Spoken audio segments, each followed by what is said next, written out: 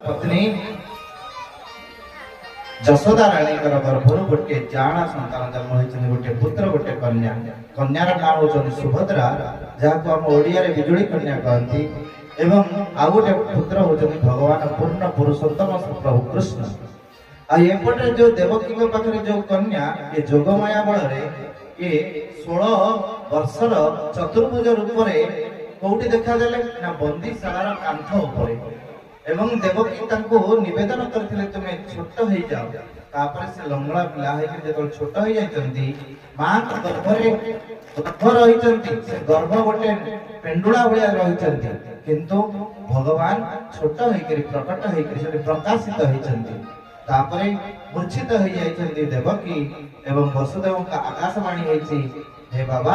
वर्तमान मते असुरपुरी नहीं जा कोठी गोकुल को नहीं चला गोकुल रे नंदर पत्नी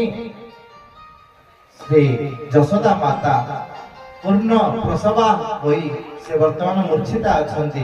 तेणु मां जानि नाही मु प्रसव करी जे किंतु पुओ की झिया से जानि नथिबो तेणु एक कृष्ण को से कृष्ण सहित जोड़ी देले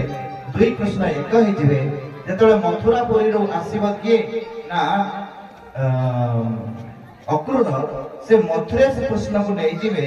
एवं ब्रजर कृष्ण अद्याप्य से लीला करे कृष्ण राय कई कई भाग्यवान देखिबार प्राय प्रेमांजन छुरित भक्ति विलोचनेन संत सदैव हृदय सुविलोकयन्ति यं श्याम सुंदरम गोविंदम आदि पुरुषम तमहं भजामि भक्त माने गुरुंकर प्रेम अंजन द्वारा तंक हृदय रे बाहर सर्वत्र अष्ट प्रकार विग्रह रे दारुमयी लहुमयी मणिमयी मणमयी सहिकितिरे भगवान रूप को दर्शन करती अनुग्रहाय भक्तानां मानुषी तनुआश्रितं भक्तर इच्छा को स्वीकार करी भगवान मनुष्य रूप होकर लीला करती अवजानती मूढ़ा मानुषी तनुआश्रित मूर्ख माने जो माने इंद्रिय रे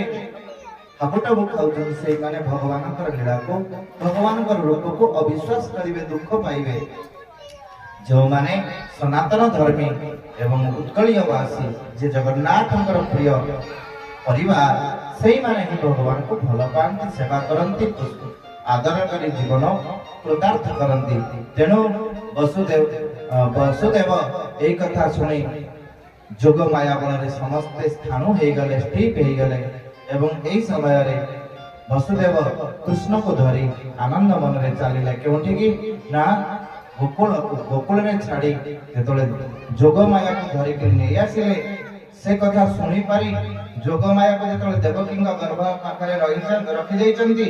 एई समय रे दौटी आसिला कंस।